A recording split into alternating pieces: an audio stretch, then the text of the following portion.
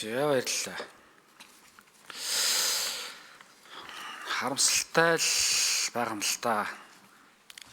Энэ дарга чин иргэцэн дээ. Иргэцэн дарга одоо хэдэн жил энд ажиллаж байгаа вэ гэдээ би ариун зай даргаас асуусан. Гишүүн асуусан. Нэлээ олон жил ажиллаж байгаа хаа л гэж. Юу хийж исэн юм бол доо л гэл гайхчлаа. Хөгжлийн бэрхшээлтэй хүний эрхийн тухай хууль хэрэгжснээс хойш 9 жилийн хугацаанд хөгжлийн бэрхшээлтэй хүний эрхийн зөрчил буураагүй. Зарим эрсдлүүд нэмэгдсэн. Амьдралын чанарын хувьд ахиц гараагүй. Амьдрах орчин дэд бүтцүүд хөгжлийн бэрхшээлтэй тусгай хэрэгцээд хүмүүст ээлтэй биш хിവэрэ байгаа нь хууль тогтоомжийг цогцоор нь үнэлж өөрчлөх шаардлагатайг тодорхой харуулж байна гэдэг ингээд дүгнэлтэн дээр бичсэн. Тэгснэ хөгжлийн бэрхшээлтэй хүмүүсийн эрхийн тухай конвенцийн 26 дугаар зүйлийг алдаатай орчуулснаас үүдэн хөгжлийн бэрхшээлтэй хүний эрхийн тухай хууль болон эрүүл мэндийн салбарын хууль тогтоомжуудад хөгжлийн бэрхшээлтэй хүмүүсийн зөвхөн эмнэлгийн тусламж үйлчлэгээ үзүүлэх хэрэгцээ зохицуулалт дамгаалж байна гэдэг.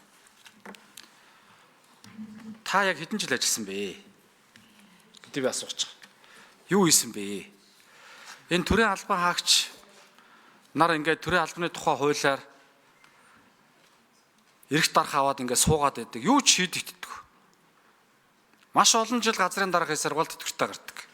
Эсвэл бид дэше ахих ёстой гэл залуучуудын боломжийг булаагаал дарах хിവэрэ байгаа л гэдэг. Би зөвхөн саяны хоёр дүгнэлтэн дээр байгаа хэсгээс харахад та нар юу ч хийгээгүй байгаа байхгүй юу? Яг нэг үлэхэд өнөөдөр хөгжлийн бэрхшээлтэй иргэд ялгуурлан гадуурхалтын донд амьдарч шít. Тэг ингэж амьдарч болд юм уу? Өнөөдөр энэ хөдөлмөр хөгжлийн бэрхшээлтэй хүмүүсийн нийгмийн үйлчлэгийн тэгш хүртээмжтэй оролцох боломжууд яагаад хязгаарлагдаад байгаа юм? Энийг шийдэхин төлөө явах хэрэгтэй үстэй. Би шудраг ус төрөлжин төлөө газрын дараагаар ажиллаж байхад ариун зай дарга сайд байсан. Тэгээд нэг хідэн санал тавиад бид нар хийх гэж үзчихсэн л да. Танаа ям хөдөлдөг юм бэл. Тэгээд хөдөлмөр эрхлэх боловсрол эзэмших тал дээр ялгуурлан гадуурхалтууд байсаар л байна. Яг энэ хөдөө орон нутаг сумдад хөгжлийн бэрхшээлтэй хүүхдүүд яаж хичээлдээ явж ирж бодож байна? Яагаад хөгжлийн бэрхшээлтэйгээсээ болоод гэртээ сууж боловсрал эзэмшиж чадахгүй гэж бодож байна? Маш харамсалтай байна. Маш харамсалтай байна. Өөрсдөө болоод бүтээд байдаг. Энэ хүмүүсийн төлөө хийж байгаа ажил ерөөсөө алга. Тэгээ бид нар нийгмийн оролцоог нэмэгдүүлэх бодлогыг хэрэгжүүлэхдээ яах ёстой юм бэ? Дөнгөсөн ариун зай дарга бас гişүн бас хэлчлээ. Төрийн байгууллага өөрөө энэ хөгжлийн бэрхшээлтэй иргэдийнхаа квотыг барьж ажиллах ёстой шүү дээ. Танаа яманд хэдэн хүн байна?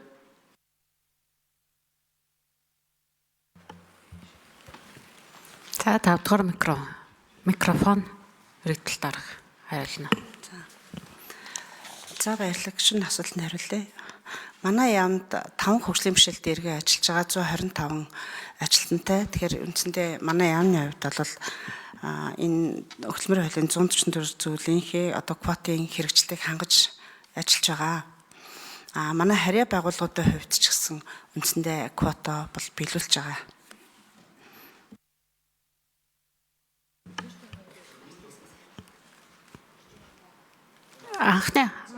Анхны асуулт, нэгдүгээр асуулт нь бас хариулна. За. Миний хувьд одоо гэр бүл хөдөлмөр нийгмийн хамгааллын салбарт үндсэндээ одоо бараг 20-30 жил ажиллаж байна. Гэхдээ одоо хөгжлийн бэрхшээлтэй иргэдийн асуудлыг хариуцаж 1919-с 2021 оны хооронд ажиллаж байгаад дараа нь өөр ажил хийж байгаад 24 оны 5 одоо 9 сараас энэ эхлэлцийн дарга ажлаар ажиллаж байгаа. Нэр томьёогийн тухай хэн хариулах вэ? Ажлын хэсгээс 4 дугаар микрофон. За гэрэл.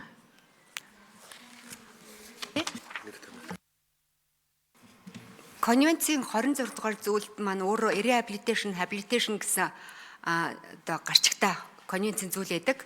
За энийг бол манай монгол хэлэнд нүхэн сэргээлт сэргээлтгээд орчуулсан.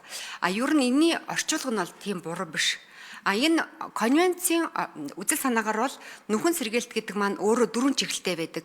Эрүүл мэндийн нүхэн сэргээлт, боловсрол, хөдөлмөрийн тэгээд дээрээс нь нийгмийн нүхэн сэргээлт гэж. Энэ 4 нүхэн сэргээлт маань зэрэг явж яж хөгжлийн бэрхшээлтэй хүмүүсийг нийгэмших, эрүүл мэндэд учраад байгаа асуудлыг шийдвэрлэх, тэгээд дээрээс нь боловсрол, хөдөлмөр эрхлэлээр дамжуулаад нийгэмшүүлэх ийм зорилготой үйлчлэгээ байдаг. Харин манай улсад энэ талын ойлголт мэдлэг хангалтгүй байгаагийн улмаас зөвхөн хөгжлийн бэрхшээлтэй иргэдэд зориулсан эрүүл мэндийн нүхэн сэргээлт гэдэг ойлголт маань давмгай байдаг. Тийм ч учраас бол хууль тогтоомжинд энэ эрүүл мэндийн нүхэн сэргээнцэлт гэдэг талаараа илүү хуульчлагдсан. Одоо нийгмийн нүхэн сэргээлт гэдэг юм уу те хөдөлмөрийн нүхэн сэргээлт гэдэг ойлголтод одоо болтол шинэхэн хിവэрэ байгаа. Харин бид нар хөгжлийн бэрхшээлтэй хүний эрхийн тухай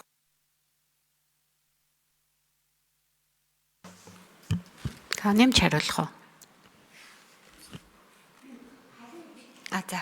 Харин бид нар хөгжлийн бэрхшээлтэй хүний эрхийн тухай хуулиндаа одоо нэмэлт өөрчлөлт оруулаад явж байгаа шинжилгээ хариуллаад тэгээ энэ хуулиндаа бид нар яг энэ тодорхой бус байгаа үйлчлэгнүүдийг бие даан амьдрах энэ нүхэн сэргээл ялангуяа 4 чиглэлийн хүрээнд бас тодорхой зохицуулалтаа эзэнтэй төсөв хөрөнгөтэй ингээд зохицуултыг шинээр тусгаад бол явж байгаа.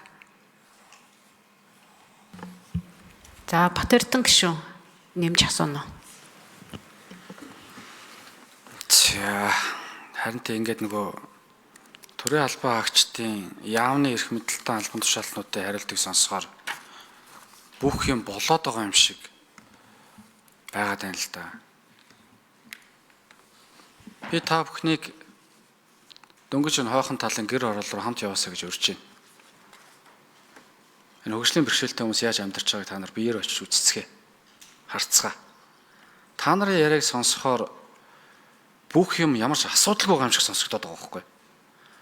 Нөгөө улсын эмнэлэгт очиод үзүүлэхээр цоо ирвэл хувийн эмнэлэгт очиод үзүүлэхээр яг одоо өгөх гэж байгаа юм шиг онцлогдоод идэв шүү дээ. Яг тэрэн шиг ийм процесс болчиход байгаа байхгүй. Тэг яагаад ингэж төрийн албаныхныг ийм 1% цутгацсан юм шиг яаж ингэж хариулж чадж байна? Би одоо гайхаад байгаа. Одоо хийлгүй болтохгүй шүү дээ.